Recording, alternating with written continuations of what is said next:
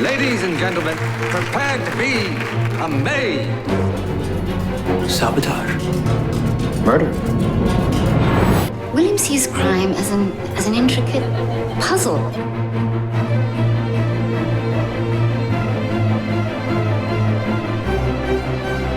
Sir!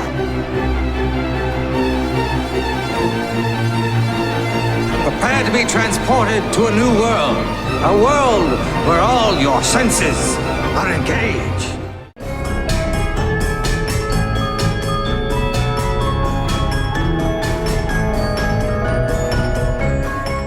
I managed to see a lot of the action that you are one of the main figures, if not the main figure behind. But it's one of the top shows in Canada. How did that happen? It's an interesting phenomenon with Murdoch. I think it just hit the world, in effect, in the zeitgeist at the right time.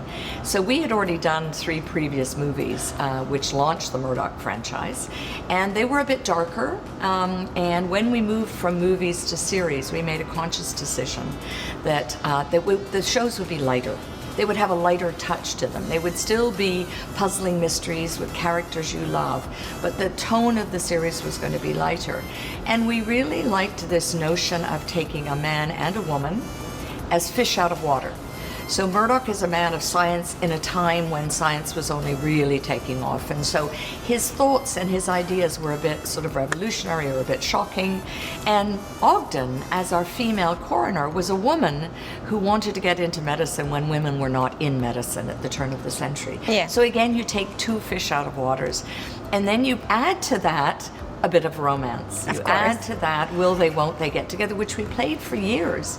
So I think in the end of the day, what has hit audiences, and it's so interesting to me that this Canadian series has done so well abroad, incredibly well abroad. And I think it's those ingredients of, I think there's a lightness to it, there's a bit of humor to it, there's heart. And you have at the center these 2 characters that, as they say, are somewhat from outside, who come together to be even stronger. I think it's so successful because I think people fell in love with the lead characters of the show very early. From Murdoch and Ogden and Brackenreed and Crabtree were immediately appealing characters to a large audience. I think people really enjoy murder mysteries. Yeah. I think murder mysteries are the books you read when you're going on vacation, when you're going on the airplane. People who don't even admit to reading them, read them. So I think everybody likes a good murder. 6 or 7 writers on the show in total, and we spend 2 or 3 months at the beginning of the year just trying to come up with different ways to kill people. Wow, that's a fun job. Yep. And, humans are incredibly innovative and clever, so they're always finding new ways to kill people. So some of the murder mysteries are takeoffs on what's actually happened. We found real murder mysteries in the past that we've done a spin on. We've done murder mysteries that happened 2 weeks ago that we do a turn of the century spin on. And the hard work is trying to keep the killer secret until the end. Yeah. Of course. The cast we have now, 12 years later, is the same cast. Yeah. So we haven't changed really. I think we made one change in the 5th season when an actress wanted to move to Los Angeles. But fundamentally, our core cast of Yannick Bisson, Hélène Joy, Johnny Harris, and Tom Craig have been with us for 12 years. And if someone said to them, as I'm sure you asked them when you were on set in the last few days, would you ever have imagined this would have gone on? No one would have, because I think that you always think as a producer when you go into a series like this, we'll do 5 seasons. 5 seasons is usually a very good number, Yeah. you get. Yeah. And now we're 12 and we're almost 200, or now this year I think pushing over 200 hours of content. And what's amazing is that the audience does not seem to be going away. In fact, I think we're getting a lot of new eyeballs. So I think I'm thrilled that all of the actors love their parts and want to keep coming back. That matches Mr. Rookwood's wound exactly. Now don't move. Quickly, please. Don't tell me those cycling legs of yours can't hold up. I'm simply anxious to learn our killer side, otherwise I could maintain this position for hours. When we were beginning, there weren't a lot of period shows around like there are now, and it was somewhat harder to find stuff. And at the same time, we were doing the research. People didn't know us, I don't want to say didn't care as much about the show, but there was a certain bit of, well, we can fudge it here and there. Now, we have to be spot on. If we bring a teacup to set or something like that and it's wrong, we hear about it from the fans. Ooh. And even Shaftesbury, our parent company, they hear about it from the fans. And eventually, I hear about it from them. So I'm guessing that's not good. We try and be a lot more careful now than we were then in terms of the authenticity. But at the same time, sometimes we go on flights of fancy and make things completely up. And that's when we get to have a lot of fun. Who is that? This is the monkey. The monkey's kind of my sidekick. And this monkey is 20 years old. I got the monkey when my first child was born. Okay. And it's been kind of a good luck charm and has been on almost every show I've done for 20 years. Well, the best thing about creating costumes for this television show, Murdoch Mysteries, is there's so many different characters. Every episode has new types of people who walk through the door, whether they're wealthy characters or dock workers or various thieves and murderers. There's so many different characters of various stations of life. So in any one episode, you can experience doing a lot of different types of characters. How do you find your references? I have a huge resource library, as does a lot of the other ladies in the costume department, because we've all been very interested in costumes almost our entire lives. So I have a huge reference library of books I've been collecting, as do my team. But it is you do find a lot of things on Google, and what's really funny is when I have a question about a character, I can Google it. I can ask, who was this character's mother in this season, and I can find out the information about the show I'm working on through the Google, and so that makes me laugh. It's very cool. The two main characters, they've had costumes for every episode for many years now. Yes. How challenging is it for them to look different every time?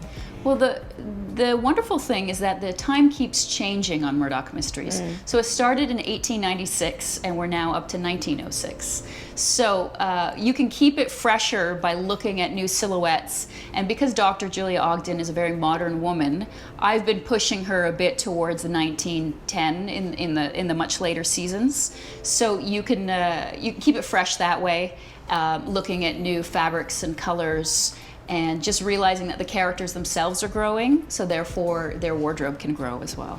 Do you actually create these costumes from scratch and then you create new ones, or you actually get to reuse some of the costumes? We reuse lots and lots of costumes, which is quite wonderful because A, they fit the actors already, or B, we're not going to the mall and spending money on another piece of, another garment made in China. So the environmental impact is actually something that really interests me too, about how we're reusing so many costumes. And we also reuse costumes from costume rental houses, rent things and move them around and shift them. But for Murdoch and Dr. Julia Ogden, we make a lot of things originally. It's very important that the audience hasn't seen it before, and that it's new to them, and I know that the audience really follows what Ogden wears, and so it's quite a joy to give her something new and fresh every couple of episodes. In season 2, which I believe is one of the seasons you'll be airing, we have a giant robot, and this thing was 12 feet tall, and inside was a real person walking around on stilts. Whoa. So we had to build this robot. And I do a lot of the building myself, and then when I can't, I have some great people out there in the city that can do this kind of thing. Okay. I like creating things. This show has Again, when we began, I wasn't really a builder. I didn't know what I was doing, and I kind of fell into it. In one of the very first episodes we filmed, they said, we need a motorcycle. And our transport guys looked around and went, yeah, there's not really any old motorcycles that we can use to do what we need to.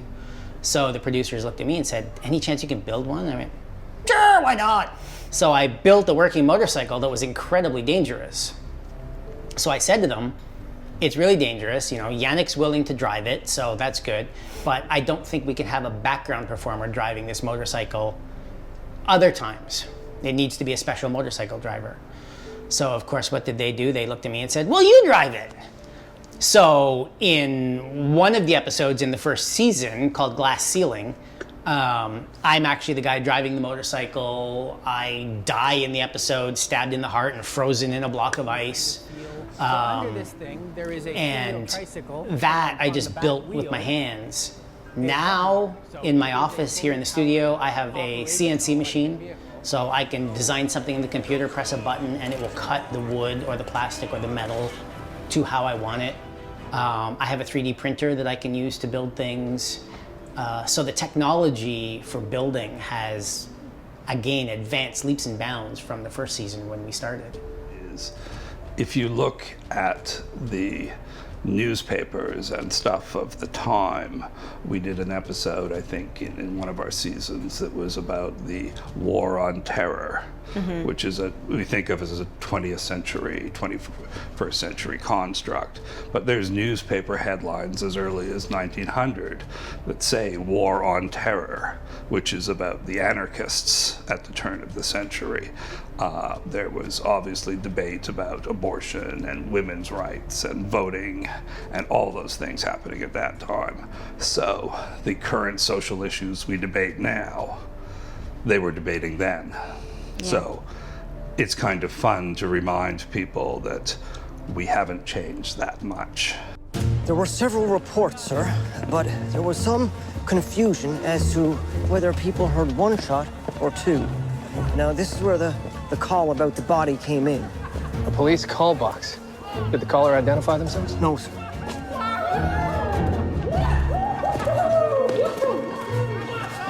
Sounds like the Hog's Head Tavern is letting out, sir. Why do people do this, George? And why the Wahoo? Well, there are several variants, sir. There's Wahoo, Yahoo. I believe in Texas, they say Yeehaw.